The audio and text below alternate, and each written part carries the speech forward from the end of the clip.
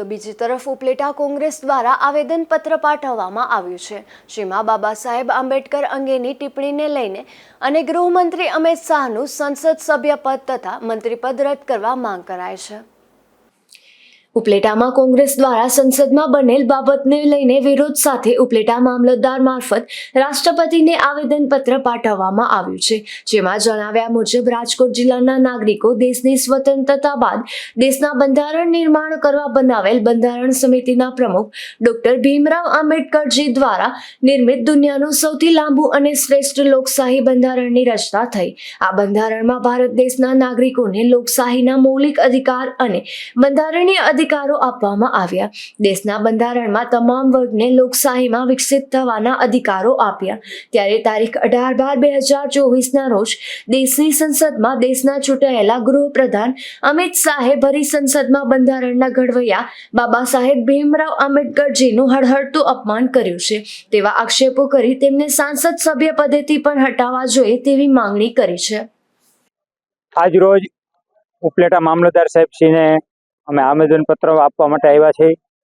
ભારતની સંસદની અંદર જે સત્ર ચાલે છે તેમાં સંવિધાન ઉપર ચર્ચા જે ચાલતી હતી એમાં કેન્દ્રીય ગૃહમંત્રી માનનીય અમિતભાઈ શાહ દ્વારા બાબા સાહેબ આંબેડકરજીની જે ટિપ્પણી કરવામાં આવી છે આ ટિપ્પણીને વખોડી અને તાત્કાલિક અસરથી કેન્દ્રીય ગૃહમંત્રી એમની માફી માગે અને એક હોદ્દાને ન સાજે એ પ્રકારની જે ટિપ્પણી કરી છે એ ટિપ્પણીના આક્રોશના માધ્યમથી અમે આજે આવેદનપત્ર આપ્યું છે અને તાત્કાલિક અસરથી એક જવાબદાર વ્યક્તિએ કેન્દ્રીય ગૃહમંત્રી હોય અને બાબા સાહેબ આંબેડકર વિશે ટિપ્પણી કરે, આ ટિપ્પણી અશોભનીય હોય, જેથી કરી એમને રાજીનામું આપવું જોઈએ એવી આજે સમગ્ર ગુજરાત સમગ્ર દેશની અંદર એક બાબા સાહેબ આંબેડકરની જે આ અપમાનજનક ટિપ્પણી છે એને લઈ લોકોમાં આક્રોશ છે। ત્યારે કેન્દ્રીય ગૃહમંત્રીએ પોતાએ જવાબદારીપૂર્વક રાજીનામું દેવું જોઈએ અને માફી માંગવી। હું જયદેવસિંહવાડા તાલુકા પંચાયત વિરોધ પક્ષ નેતા। આજ રોજ બાપા આંબેડકર એનું અપમાન થયું છે ત્યારે સમગ્ર ભારત ને સમગ્ર ગુજરાતની સૌ જ્ઞાતિ આજે આંબેડકર એક આપણા દેશનું ઘડતર કરી અને એને નિર્માણ કર્યું છે ત્યારે આ દેશવાસીઓનું અપમાન થયું કહેવાય। આજે સમગ્ર જ્ઞાતિની અંદર આજે કેન્દ્રીય મંત્રી આની પહેલા પણ પરસોત્તમ રૂપાલાએ ક્ષત્રિય સમાજનું અપમાન કર્યું હતું।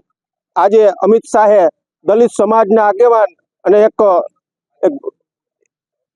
એવી વ્યક્તિ છે કે દેશ માટે એની શું ઘડતર રૂપ કરીને શું દેશને આગળ લઈ આવ્યો છે એવા માણસનું ક્રાંતિકીર માણસ કહેવાય, એનું અપમાન કરે તો આ દેશની અંદર સૌ જ્ઞાતિ વસ્તી હોય એનું અપમાન થયું કહેવાય।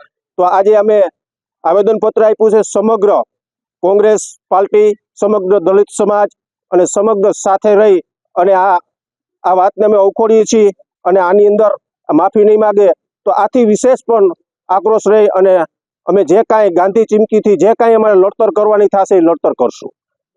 મારું નામ રણછોડભાઈ દાનાભાઈ સોલંકી, ગામ નાગવદર। આઝાદીના એટલા વર્ષો પછી પણ આ સંઘી અને આ ભાજપાને સમજાતું નથી કે ડૉક્ટર બાબા સાહેબ આંબેડકર કોણ છે। આ વિશ્વ વિભૂતિ ભારત રત્ન ડૉક્ટર બાબા સાહેબ આંબેડકરનું આ લોકો ભરી સંસદમાં અમિત શાહ આવું અપમાન કરે છે, કોઈ કાળે સહી નહીં લેવાય। જય ભીમ। આવેદનપત્રમાં વધુમાં જણાવ્યું છે કે ગૃહમંત્રી બોલ્યા છે તે ગુનાહિત કૃત્ય છે અને તેને માફ કરી ના શકાય, તેથી ભવિષ્યમાં સંસદની ગરિમાને ઠેસ પહોંચાડવાનો કોઈ પ્રયત્ન નહીં કરે। તે માટે કેન્દ્રના ગૃહમંત્રી અમિતભાઈ શાહને 1 મિનિટ પણ હોદ્દા ઉપર રહેવાનો અધિકાર ગુમાવે છે, માટે તેમનું સંસદ સભ્યપદને છીનવવા માંગ કરાય છે। સરફરાઝ કોડી, ગુજરાત ન્યૂઝ, ઉપલેટા।